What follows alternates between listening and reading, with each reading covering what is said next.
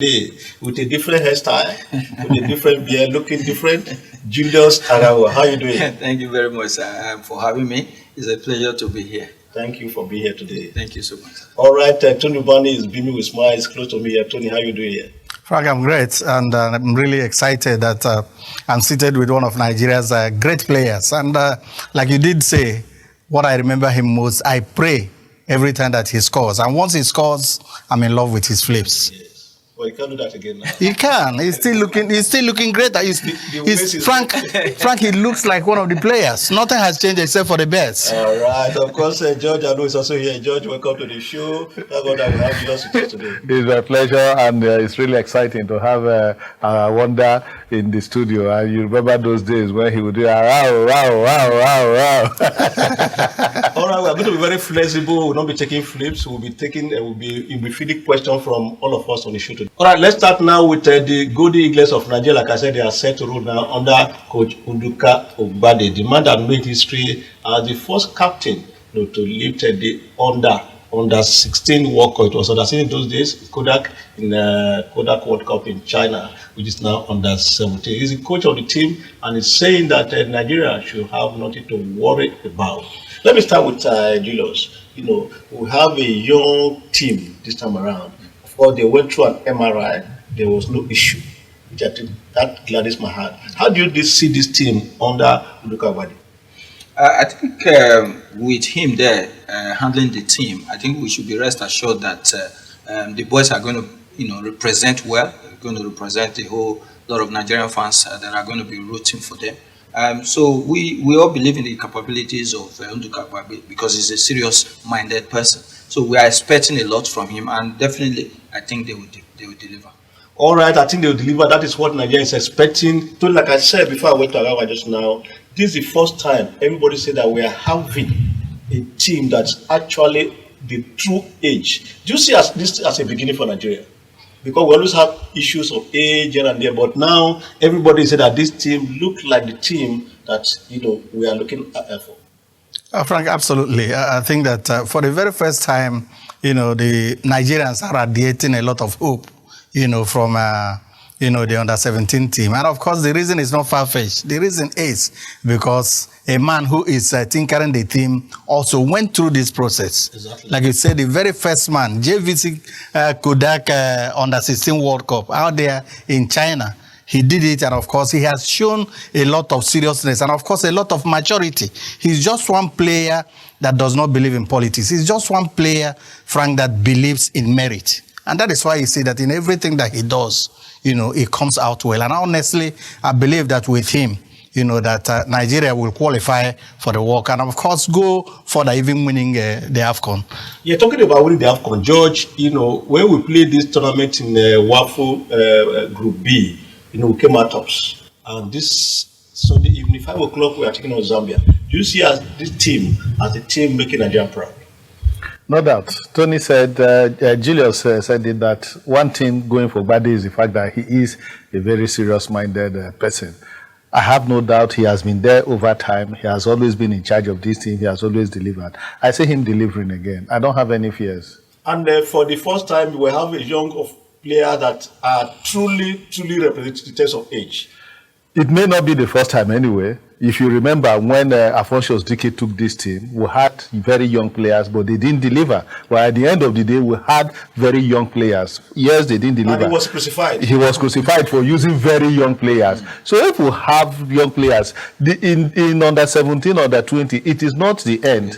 It's just a building block. If we can get very young players that will come out from this team, even if we don't win, we shouldn't lay emphasis on winning at the under 17 level, Frank. It's developmental. Will you agree that we should look at this team as a turning point for Nigeria, whether we win or not? Will Nigeria agree? Definitely, like what he just said, under 17 is not the end product. It's supposed to be a developmental program where talents are groomed, and then we develop them to become the superstars that the world want to see. But when the fans are out there, they always want to win to play the top. But if you are a sport person, you know that under 17 is not the final goal. We want to build a team with consistency. They will go on to represent the under 21s, the under 23, and then finally to the Super Eagles, and then go to the whole world and then go and play for the biggest teams in the world. All right, let's see what Chukwuka Badi and his boys going to do. But don't forget, for Nigerians, please, if they don't do well, I'm sure they are going to do well. Assuming they don't do well, please don't let us crucify them. Let us encourage, because this is just the beginning of the product. We'll take a short break. When we come back now, we'll go full blast. Like I said, we'll be rolling with Julius Aghahowa today. Everybody will be asking questions. So much is happening in Nigeria. But after this break, we'll go straight to all these questions. I'm sure that you are going to answer us frankly. All right, let's take a break. I'm Barrister Sajo Mohammed, the Chief Executive Officer of the Nigerian National League. I enjoy watching Sportsville every week, so stay tuned with them.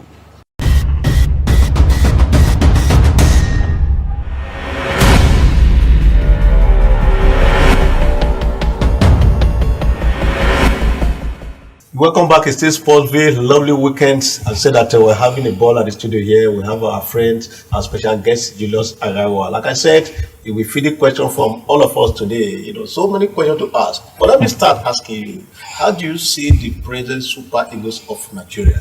Because as it is now, no teams give that Super Eagle respect. They come here, they beat us, or they make us sweat. How do you see Super Eagles of Nigeria, Julius?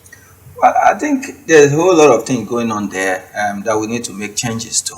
First of all, the mentality. I think we need a psychologist in the team.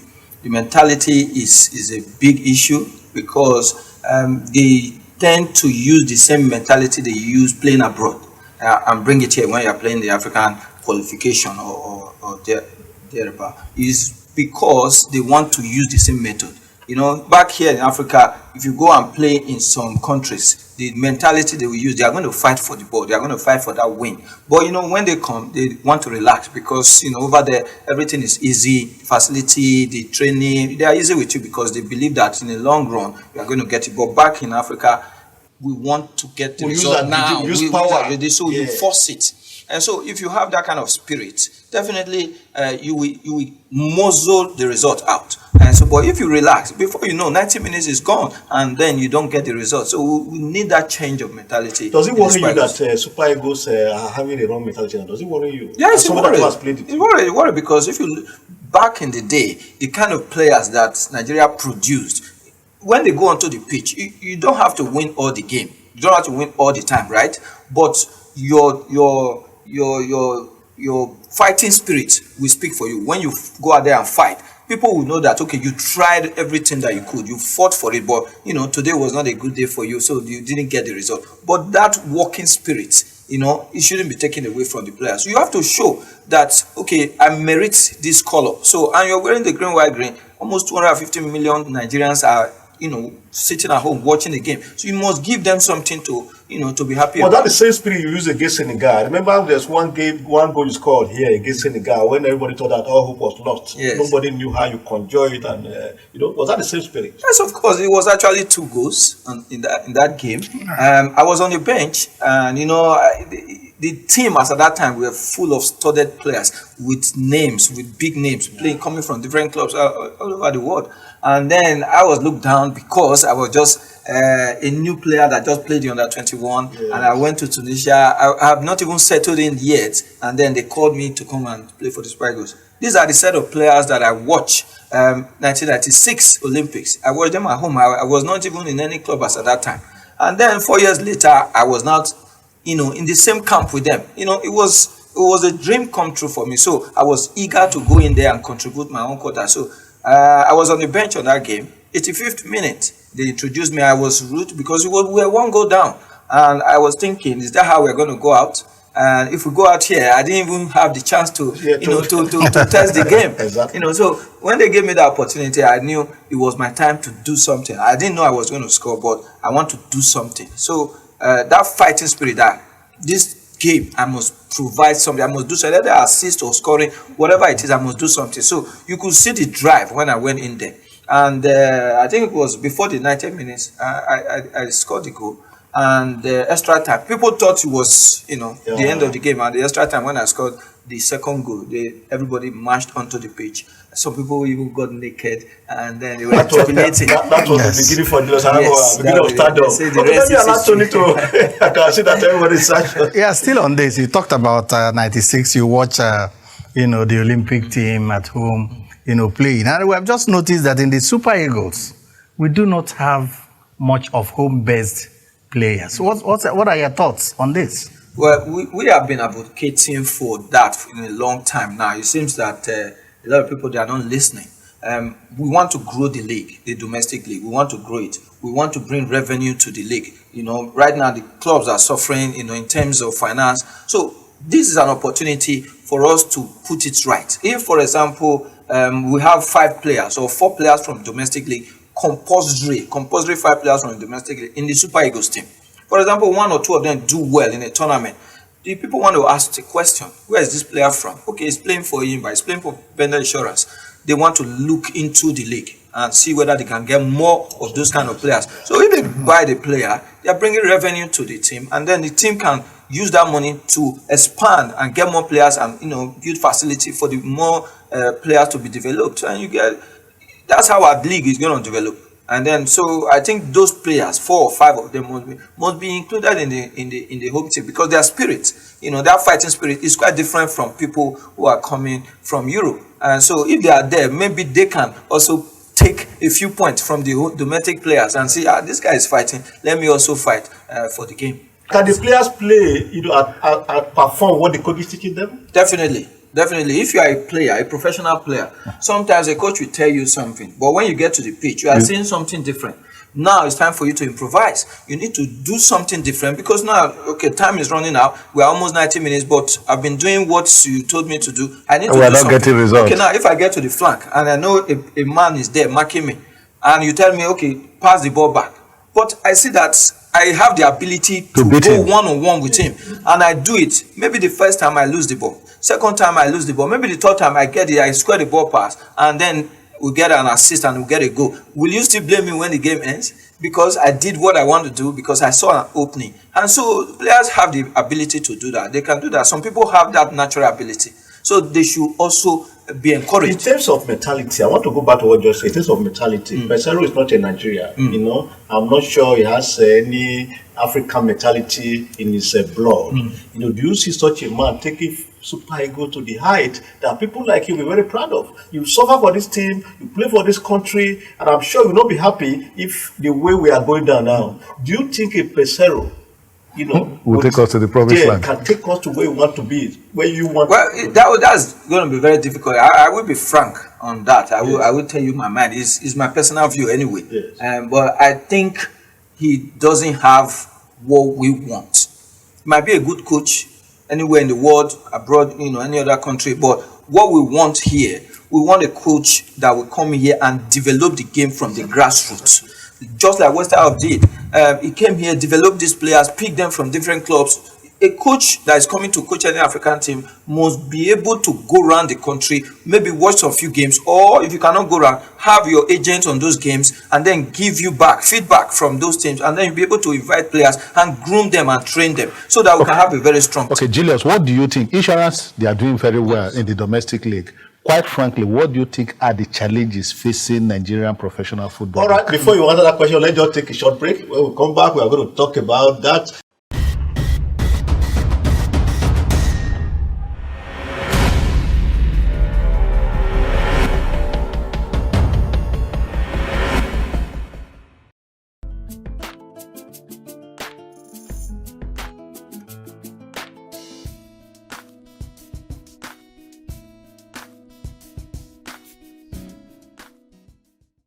We have this session with Julius Aghahowa. This is a special session. You can see that everybody is lively, is here to answer all your questions. So you can join us on our social media handles. Talk to Julius Aghahowa, ask him questions so that next week we can flow with you. We're talking about domestic league now, and the insurance is doing well. George, you just ask him, what do you think we can do? George, let me. Yes. What do you think is the major problem with Nigerian professional football? You played abroad. You played for clubs in Turkey, in England. No, and all from here, so that should be. Yeah, you played here from the league has not really grown. What do you think is the biggest problem facing Nigerian league? I think there are so many reasons. There are so many things that is being faced. Okay, imagine the league didn't start as at how it was supposed to start, and that was a major setback. But finally, the league started, and you can see that most of the time, I think it's about finance. Most of these players are not happy. If you ask some of the questions, I'm very close to some of the current players in the league. Most clubs are not getting it right in terms of finance. Some of them, the players are not happy because what was promised was not fulfilled, and some of them are not happy when they are going for training. Those things need to be looked into. If they are having issues, for example, if you sign a contract with a club, maybe 1 year, and then that 1 year has finished. Now, for you to move on to another club, there's no legal backing to say you are no longer with this team, you want to go to another team. Okay, now we sign you off, you are free to go, or come back, let's renegotiate. Those are the laws that we need to put in place guiding these players, because if a player is frustrated, definitely is not being cannot give you the best. That's why insurance today, because of what our deputy governor is doing, Philip Shaibu, you see the players are happy. They are delivering. You can see them today. They are on top of the league. I went there to watch the game the other day. Fantastic pitch, fantastic stadium. The man is very close to the players. Sometimes he trains with them. He even play some games with them. He has done a lot when it comes to grassroots development. That's why all the players are rallying around him. If you look at the female team as well, in Benin, the female team, they are doing queens. They are doing fantastic. Anywhere they see him, they run to him. You can see how they are delivering. So when a player is happy, he delivers. It doesn't take much to make them happy. They just want to be assured that, okay, play this game. When you finish the game, there's something back for you to eat when you get home. All right, I hope you are enjoying the session today. Thank you so much, Julius Aghahowa. Of course, it has been a wonderful session having you in our midst today. I want to say thank you so very much. Let's take another short break now. When we come back, I know so many questions to be asked, but we don't have time. Tony want to ask about administration. We also want to talk about Rivers United. The only team in Nigeria that is still in the continent that they are shaking. Tony said he's going to like Yanga. They're playing a Yanga. All right, we'll take a break. When we come back now, we'll talk about Rivers United. About this Sunday, 6 p.m. They're already in Tanzania now. They want to see whether they can prove a point. They were 2 goals down at home. Can they do it? That is the question. Aghahowa will help us to answer after this break. I'm Barrister Sajo Mohammed, the Chief Executive Officer of the Nigerian National League. I enjoy watching Sportsville every week, so stay tuned with them.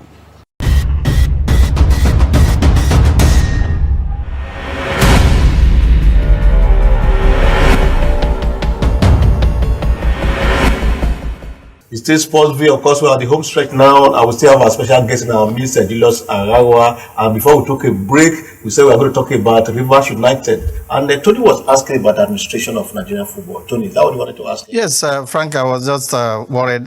Julius played, greater football for Nigeria. And of course, so many people believe that part of the problem, with Nigerian football has to do with administration.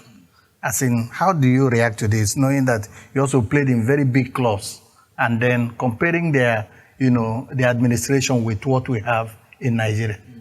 Quickly. Well, we have a long way to do when it comes to the administrative part of football, because that is where we don't usually see. The area we don't usually see, we only see the footballers. But most of the preparation, they are all done behind the scene, and it's the administrative part that do that. So I think with time we'll get there. It's not a short-term goal; it's a very long-term goal. So I can see now most of the clubs are bringing in ex-players to come and handle most of the team. I was at Benediction, most of the handlers of the team, the people with the backroom staff, they are all ex-players. So gradually, if we have all that with all the teams, we'll get there. All right, talking about administration, it's on record that you want to contest for a position in Edo FA. Yes. Is it true? Yes, it is true.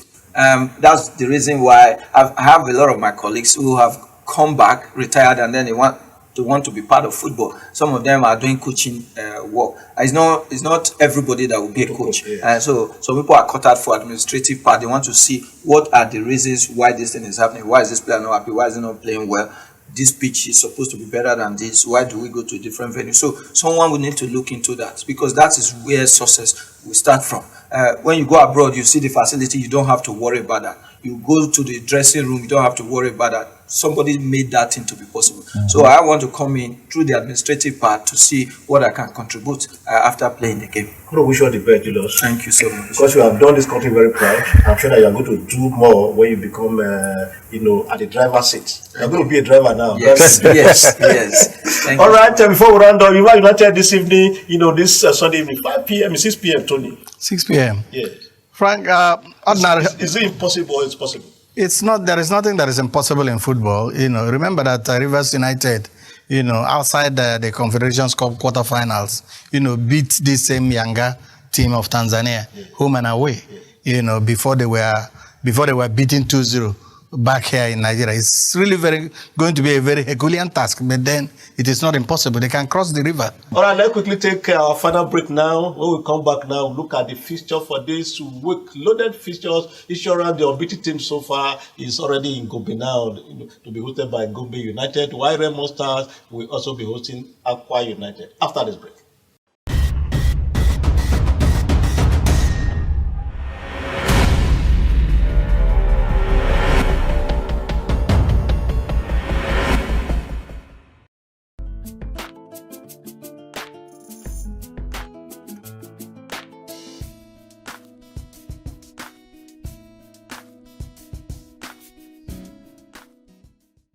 Okay, this is the last part of the show now, and we want to look at our league this weekend. Tony, this is the fixture. So what's the start match for the week?